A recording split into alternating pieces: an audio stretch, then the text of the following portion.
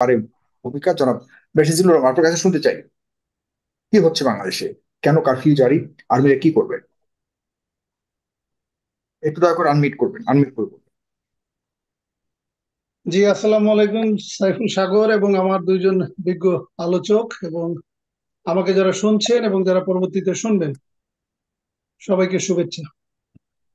আপনি যেমনটি বললেন যে আর্মি যখন ইন এইড অফ সিভিল পাওয়ারে আসে, বিষয়টা অনেকের কাছে নতুন, কারণ সর্বশেষ ইন এইড অফ সিভিল পাওয়ারে এসেছিল আর্মি 2007-এ। এর আগেও অনেকবার এসেছে। আমি একটু আপনার আন্ডারস্ট্যান্ডিং এর জন্য, প্লাস দর্শক শ্রোতাদের আন্ডারস্ট্যান্ডিং এর জন্য, যে হুম। আর্মি কখন আসে বা আর্মিকে যখন নামানো হয়েছে কোন পরিস্থিতিতে, এবং আর্মির যে দায়িত্ব, আর্মি যে টার্মস অফ রেফারেন্স, এটা কি হবে বা কি হতে পারে, এটা যেহেতু ধারণা নাই, সেক্ষেত্রে আমি এই বিষয়গুলো একটু ব্যাখ্যা করতে চাচ্ছি। আমি যেহেতু সেনা ব্যাকগ্রাউন্ডে, 2 বছরে আমার সেনা ব্যাকগ্রাউন্ড আছে, প্লাস 28 বছরের পুলিশের এক্সপিরিয়েন্স, প্লাস আমি একজন ব্যারিস্টার বা আইনজ্ঞ। আমার যেহেতু 28 বছর পুলিশে চাকরি করার সুবাদে আমি পুলিশের সাথে, এই সেনাবাহিনীর সাথে ইন এইড অফ সিভিল পাওয়ার অনেকবারই কাজ করেছি। বাট তার ভিতর আমি যেটা কাজ করেছিলাম সম্ভবত 2003-তে, অপারেশন অপারেশন ক্লিন হার্ট 2003, এবং 2007-এ যখন সেনাবাহিনী আসে ইন এইড অফ সিভিল পাওয়ারে, তখন আমি কাজ করেছি। মূলত এই দুইটা সময় আমি কাজ করেছি। সেনাবাহিনী সাধারণত যখন ক্যান্টনমেন্টের বাইরে আসে, কারণ সেনাবাহিনী তো যুদ্ধ ছাড়া এবং ইউনাইটেড নেশনসের কাজ ছাড়া সেনাবাহিনীর সাথে আসলে সিভিলের কোনো ফাংশন নাই। আর আসে হলো যদি কোনো দুর্যোগ, মানে কোনো দুর্যোগে, মানে দেশ যখন যদি কোনো দুর্যোগ বা কোনো ক্রাইসিসে যদি পড়ে, তাহলে সেই ক্ষেত্রে সেনাবাহিনী হেল্প লাগে, কারণ সেনাবাহিনীর একটা বিশেষ এক্সপার্টাইজ আছে, যেটা নর্মাল পুলিশ বা র্যাপিড অ্যাকশন ব্যাটালিয়ন বা বিজিবির নাই। এক্ষেত্রে বিশেষ পরিস্থিতিতে, বিশেষ অপারেশনে সেনাবাহিনীকে ক্ষেত্র বিশেষে ডাকা হয়। তাহলে মূলত সেনাবাহিনীকে ডাকা হয় 4 ক্ষেত্রে। প্রথম হলো, আমি যেমনটি আপনাকে ব্যাখ্যা করলাম, যখন পুলিশ, র্যাব, বিজিবি অথবা আমার বেসামরিক ফোর্স যখন এটা কন্ট্রোল করতে পারে না, কোন একটা বিষয়, বিশেষ অভিযান বা বিশেষ ঘটনা, তখন হুম। সেনাবাহিনীকে ডাকা হয়। যেমন হলি আর্টিজানে অপারেশনের সময় তখন সেনাবাহিনীর কমান্ডো টিমকে ডাকা হয়েছিল ইন এইড অফ সিভিল পাওয়ার। এবং এটি হচ্ছে এক এক আর দুই হচ্ছে, যখন কোনো আইন শৃঙ্খলা যখন যে ডেটোরেট করে এবং কোনো অ্যাসেম্বলি যখন আনলফুল অ্যাসেম্বলিতে টার্ন নেয়, এবং আমরা আইনের ভাষায় আনলফুল অ্যাসেম্বলি বলি যদি সদস্য সংখ্যা 5 জন এবং 5 জনের অতিরিক্ত হয়ে যায়, তাহলে আমরা সেটাকে আনলফুল অ্যাসেম্বলি হিসেবে ডিফাইন করি। এবং আনলফুল অ্যাসেম্বলিটা কিভাবে হ্যান্ডেল করবে সেটা আমাদের ফৌজদারি কার্যবিধি 127-এ বলা আছে, 128-এ বলা আছে। 127-এ যেটা বলা আছে সেটা পুলিশকে উদ্দেশ্য করে বলা হচ্ছে, এবং 128-এ বলা হচ্ছে যে পুলিশ যদি এই আনলফুল অ্যাসেম্বলি বা এটা যদি হ্যান্ডেল করতে না পারে, তাহলে সে বিজিবি কে ডাকবে। সে ডিস্ট্রিক্ট ম্যাজিস্ট্রেটের মাধ্যমে, হোম মিনিস্ট্রির মাধ্যমে বিজিবি কে ডাকবে। এবং 129-এ যে বলা হচ্ছে, যদি পুলিশ এবং বিজিবি যদি এটা হ্যান্ডেল করতে না পারে, তাহলে সেনাবাহিনীকে ডাকবে, এবং সেনাবাহিনীকে 129-এ, এবং সেনাবাহিনী কোনো অপারেশন করার পরে তার কি কাজ সেটা আবার 130-31-এ বলা হচ্ছে। তাহলে এটি হচ্ছে in aid of civil power. আর আরেকটি হচ্ছে, যেটা আমি যেটা আমি সোশ্যাল মিডিয়াতে দেখলাম, যে কারফিউ দেওয়া হবে। তা কারফিউটাই যে আমি তার যে মানে দুইটা একটু জানতে পদ্ধতি চাই, তার আলোচনা মানে আপনি করলাম। যে ধাপে ধাপে বললেন আর্মিদেরকে কখন নামানো হয় আইনে যে ব্যবস্থা আছে, তার মানে কি আমরা বলতে পারি যে পুলিশ বিজিবি সবাই সবার চেষ্টা ফেল হওয়ার পর গিয়ে শেষ পর্যন্ত আর্মির উপরে নির্ভর করছে? ব্যাপারটা কি এ পর্যায়ে পৌঁছেছে কিনা? কারণ যেহেতু বাংলাদেশ সম্পর্কে আমরা একদম পুরোপুরি অন্ধকারে রয়েছি, ঘটনাটা কি এরকম পর্যায়ে পৌঁছেছে, এই কারণে কি বাধ্য হয়েছে যে আর্মিদের আমি কাছে আমি আর্মিকে নামাতে? আপনাকে, সেনাবাহিনী সাধারণত জনগণের সাথে অপারেশন আছে 4টি ক্ষেত্রে। যদি আমি ব্যাখ্যা করি, তাহলে আপনার জন্য বুঝতে সুবিধা হবে, জনগণের জন্য বুঝতে সুবিধা হবে। একটি হচ্ছে যদি বিশেষ টাইপের অভিযান হয়, যেটা হলি আর্টিজানের ক্ষেত্রে ঘটেছিল, সেটি হচ্ছে সেটি হচ্ছে একটা। আরেকটি হচ্ছে, যদি কোনো আনলফুল অ্যাসেম্বলি যদি হ্যান্ডেল করতে না পারে, তাহলে সেই ক্ষেত্রে police, rapid action battalion, BGB যদি না পারে, তখন সেই ক্ষেত্রে সেনাবাহিনীকে ডাকা হয় ইন এইড অফ সিভিল পাওয়ার, ফৌজদারি কার্যবিধি 129-30 ধারা অনুসারে। আরেকটি হচ্ছে, যদি আমার রাষ্ট্রের যদি আইন শৃঙ্খলা সাংঘাতিকভাবে ডেটোরেট করে, বা কোনো একটা অঞ্চল বা কোনো একটা এলাকাতে যদি ফাইন্যান্সিয়াল বা ইকোনমিক ক্রাইসিস দেখা দেয়, যেখানে টোটালি আইন শৃঙ্খলা একটা ডেটোরেশন এবং সিভিয়ার ডেটোরেশন হয়ে যেতে পারে, সেক্ষেত্রে হুম, উপরে দুইটি পদ্ধতি কার্যকর নয়। সেক্ষেত্রে প্রধানমন্ত্রী সংবিধানের সংবিধানের 48 অনুসারে মহামান্য রাষ্ট্রপতিকে উনি অ্যাডভাইস করবেন যে এমার্জেন্সি দেওয়ার জন্য, এবং সেই এমার্জেন্সিটা দেয় হলো সংবিধানের 141-এর ধারা অনুসারে। এবং এই হুম, এমার্জেন্সিটা সর্বোচ্চ 120 দিন পর্যন্ত দিতে পারবে, এবং সেটা দিতে পারবে with the advice of the prime minister. এবং সেই প্রাইম মিনিস্টারকে লিখিতভাবে রাষ্ট্রপতিকে অ্যাডভাইস দিতে হবে যে আপনি এমার্জেন্সি ডিক্লেয়ার করেন সংবিধানের 141-এর অনুসারে। এটি হচ্ছে থার্ড পদ্ধতি।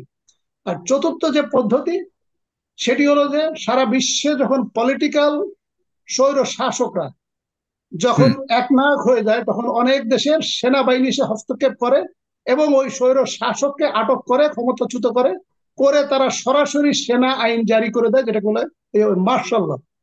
তার মানে যিনি চিফ মার্শাল, যিনি সেনাপ্রধান থাকেন, ইউজুয়ালি উনি হয়ে যান chief martial law administrator, like equivalent to prime minister অথবা গভর্নমেন্ট হেড, অথবা অন্য ফর্মে আসতে পারে। আমাদের 111 টাইপের যে গভর্নমেন্ট এসেছিল, যে সেনাবাহিনী হস্তক্ষেপ করলো না, বাট কোন একজন সিভিল একজনকে প্রধানমন্ত্রীর চেয়ারে বসিয়ে দিলেন। এই চারটা পদ্ধতিতে সেনাবাহিনী কাজ করতো। যেহেতু সোশ্যাল মিডিয়াতে এসেছে, আমরা যেটা দেখেছি যে কারফিউ দিবে, তাহলে আমি যে প্রথম যে পদ্ধতি বললাম সেটাতে কারফিউ দেওয়া যায় না, সেকেন্ড যে পদ্ধতি সেটাতে কারফিউ দেওয়া যায় না, তাহলে থার্ড পদ্ধতি সম্ভবত প্রধানমন্ত্রী অ্যাডভাইস করেছেন মহামান্য রাষ্ট্রপতিকে যে টোটাল বাংলাদেশের আইন শৃঙ্খলা ডেটোরেট করেছে, পুলিশ হ্যান্ডেল আর করতে পারছে না, আমাদের রেপিটেশন এই ব্যাটালিয়ন কমেন্ট বক্সে হ্যান্ডেল করতে অনেকেই, পারছে না, বিজিবি হ্যান্ডেল করতে পারছে না, সেই জি ক্ষেত্রে কমেন্ট, সেনাবাহিনীকে। আমি আমি ব্যারিস্টার জিল্লুর রহমান একটু আপনাকে একটু ইন্টারাপ্ট করছি, সরি। আমাদের দর্শকের অনেকেই জানতে চেয়েছে এবং অনেকেই একটু কনফিউশন যে আসলে সেনাবাহিনী নামছে কিনা বা এই ধরনের সিদ্ধান্ত নিয়েছে কিনা।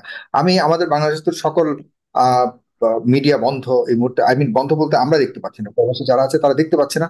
আমি একটু আনন্দবাজার পত্রিকা খুললাম, সেখানে একটু দেখছি যে কি আসলে হয়েছে। আবার দেশ জুড়ে কারফিউ জারি করলো শেখ হাসিনা সরকার, বাংলাদেশে আইন শৃঙ্খলা ফেরাতে নামছে সেনাবাহিনী। এখানে আমি যদি দেখি একটু বিস্তারিত বলে যাই, তাহলে আপনাদের বলতেও সুবিধা হবে যে কোটা সংস্কার আন্দোলন ক্রমশ নাগালের বাইরে বের হতে দেখে দেশ জুড়ে কারফিউ জারি করার সিদ্ধান্ত নিয়েছে বাংলাদেশ সরকার। এর পাশাপাশি সেনাবাহিনী নামানোর সিদ্ধান্ত নিয়েছে।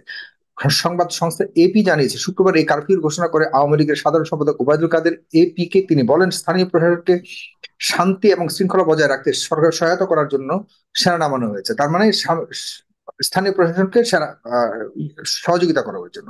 সেখানে সরকার প্রেস সচিব নাইম ইসলাম খান বলেন সরকার কার্ফিউ জারি করার সিদ্ধান্ত নিয়েছে স্থানীয় প্রশাসনের সহায়তা ও সহায়তার সেনা মোতায়েন করার জন্য। কোটা সংস্কার আন্দোলন ক্রমশ তীব্রতর হচ্ছে বাংলাদেশ। হাসিনা সরকার আলোচনায় বসার প্রস্তাব দিলেও তা খারিজ করে দিয়েছে আন্দোলনকারীরা। তাদেরও একজন সরার তুষার এএফ কি এএফপি কে বলেন আমরা আন্দোলন চালিয়ে যাব, শেখ হাসিনার পদত্যাগ চাই।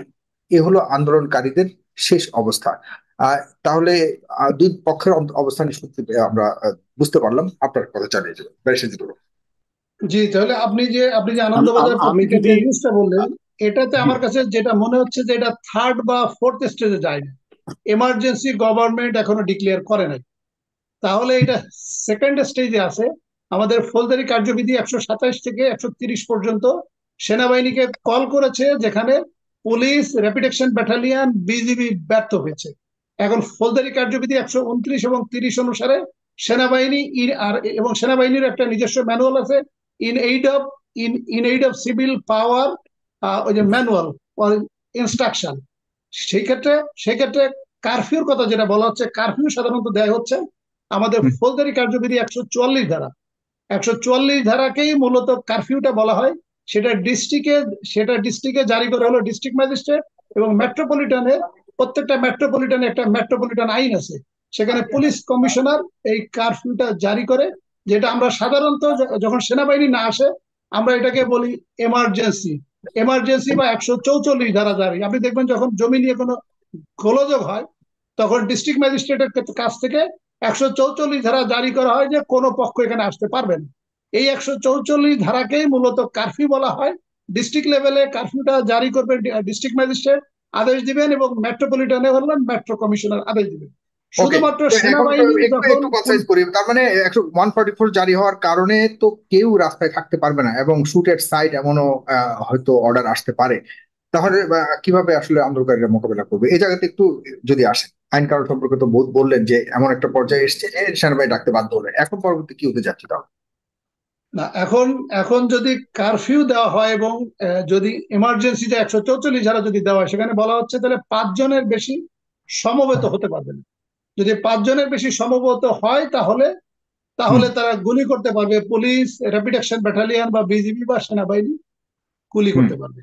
কিন্তু কিন্তু প্রশ্ন হচ্ছে কিন্তু প্রশ্ন হচ্ছে যে আপনি যদি গুলি করেন হুম বা আপনি যে সমবেত সমবেত হওয়ার জন্য যদি আপনি নিষেধ করেন, তাহলে সেটা যদি আপনি লম্বা সময়ের জন্য যদি করেন, তাহলে আবার সংবিধানের আর্টিকেল 37, 38, 39 এর লঙ্ঘন। কারণ আমি তো একটা রাজনৈতিক দল, আমার একটা সভা সমাবেশ করার অধিকার আছে। ইভেন ছাত্ররা তারাও কিন্তু একটা স্টুডেন্ট অ্যাসোসিয়েশন। তো স্টুডেন্ট অ্যাসোসিয়েশনদেরও কিন্তু সংবিধানের 38-এ তাদের কিন্তু এই সংগঠন করার কিন্তু অধিকার আছে। এবং তাদের যদি কোনো দাবি দেওয়া থাকে এবং সেটা যদি শান্তিপূর্ণ হয়, সেটা যদি হুম শান্তিপূর্ণ হয়, আপনাকে শুধুমাত্র বলা হচ্ছে গুলি করবে কখন?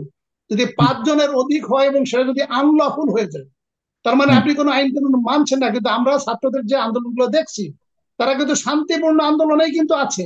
কিন্তু সরকার যেটা ভয় পেয়েছে বা ভয় পাচ্ছে, সেখানে লক্ষ লক্ষ লোক চলে আসছে। এখন সরকার যেটা ভয় পাচ্ছে যে এদের অভিভাবকরা যদি নেমে যায় এবং এর সাথে যদি বিএনপি, জামাত বা 62টা দল, ইভেন ঢাকা শহরের প্রত্যেকটা পরিবার, প্রত্যেকটা ফ্ল্যাট থেকে যদি পুরুষ এবং নারী এবং 18 বছরের ঊর্ধ্ব সবাই যদি শুধু তার বাসার সামনে নেমে আসে, হুম। তাহলে হয়তো সরকার পতন হয়ে যাবে। তবে এটা যদি করে, তাহলে এটা কিন্তু গুলি করতে পারবে না। কারণ আপনাকে বলা হচ্ছে 5 জনের অধিক যদি হন এবং আপনি যদি আনলফুল হয়ে যান, আপনি যদি বেআইনি কাজ করেন, আপনি যদি আগুন লাগিয়ে দেন, আপনি যদি পুলিশের উপর আক্রমণ করেন, তাহলে সেই ক্ষেত্রে আইন শৃঙ্খলা বাহিনী বা সেনাবাহিনী ব্যবস্থা নিতে পারবে। এই ক্ষেত্রে আমি আপনার মাধ্যমে যারা আন্দোলনকারী আছে তাদেরকে উদাত্ত আহ্বান জানাচ্ছি, আপনাদের ভয় পেলে চলবে না। কারণ সেনাবাহিনী কিন্তু আপনার শত্রু না। সেনাবাহিনী কিন্তু আপনাকে সহযোগিতা করতে এসেছে। সেনাবাহিনী কিন্তু 18 কোটি জনগণের বন্ধু। সেনাবাহিনী অতীতে এই যে গত 10 বছর ধরে বা 15 বছর ধরে যে ভুল করেছে, আমি আশা করি আমাদের প্রাণপ্রিয় সেনাবাহিনী, যেখানে জনগণ সেনাবাহিনী থেকে যেটা আশা করে, যেটা এক্সপেক্ট করে, আমার এক্সপেকটেশনটা সেনাবাহিনী ওই আচরণই কিন্তু করবে, যেটা সেনাবাহিনী করার কার কিন্তু। পক্ষে নেমেছে বলে মনে হচ্ছে? না আইন শৃঙ্খলা রক্ষা করার জন্য নেমেছে? আইন শৃঙ্খলা রক্ষা করা বলতে আমরা যদি বুঝি যে এই মুহূর্তে আন্দোলন চলছে এবং আন্দোলনকারীরা যে কোনো ভাবে হোক একটা মার মুখী অবস্থায় আছে, বলতে বোঝাচ্ছি যে তাদের যে দাবি আদায়ের ক্ষেত্রে তারা শক্ত অবস্থানে রয়েছে। সেখানে পুলিশ পারেনি, পুলিশ অনেকেরই গুলি করেছে, অনেকে নিহত হয়েছে। এ পর্যায়ে আহ 5 জন তো কেন, 500 জনও তো একত্রিত হওয়ার সম্ভাবনা আছে আন্দোলনকারীদের সেখানে। যেভাবে পুলিশ গুলি করেছে, আপনি কি মনে করেন সেনাবাহিনীকে একইভাবে একই অবস্থা অবতীর্ণ হতে পারে কিনা? সেখানে কি ভূমিকা পালন করবে বা কি করবে আন্দোলনকারীরা? কিন্তু আপনি যেমনটি বললেন যে আমার কাছে মনে হয় না যে পুলিশ যেভাবে ডেসপারেট হয়ে গুলি করছে, র্যাপিড অ্যাকশন ব্যাটালিয়ন যেভাবে ডেসপারেট হয়ে গুলি করছে, আমার কাছে মনে হয় না যে পুলিশ মানে আপনারা সেনাবাহিনী তো এই আজকে অন পর্যায়ে কল, যাবে। অন কল রিকোয়েস্ট করছে বা তাদেরকে আনছে সরকার। তারা কি সরকারের বিরুদ্ধে যাবে বা সরকারের আদেশ বিহীন অন্য কিছু করবে? সেনা- আপনাকে জিনিসটা বুঝতে হবে, কোনো গণতান্ত্রিক প্রতিষ্ঠানে যখন তাকে ব্যবহার করে, সে কিন্তু সরকারের পক্ষে কাজ করে না, সে কিন্তু রাষ্ট্রের পক্ষে কাজ করে, সে কিন্তু জনগণের পক্ষে কাজ করে। এখন আমার এখন আমাদের যে সেনাবাহিনী, আমাদের যে আদালত যেভাবে যেভাবে শেখ হাসিনা বা আওয়ামী লীগের পক্ষে কাজ করেছে, পুলিশ যেভাবে আওয়ামী লীগের পক্ষে কাজ করেছে, র্যাপিড অ্যাকশন ব্যাটালিয়ন যদি আওয়ামী লীগ যেভাবে আওয়ামী লীগের পক্ষে কাজ করেছে, করে যাচ্ছে, সেনাবাহিনী যদি একই কাজ করে, তাহলে আমি মনে করি ক্যাজুয়ালিটির সংখ্যা আরো বেশি হবে, হতাহতের সংখ্যা আরো বেশি হবে, নিহতের সংখ্যা আরো বেশি হবে। সেই ক্ষেত্রে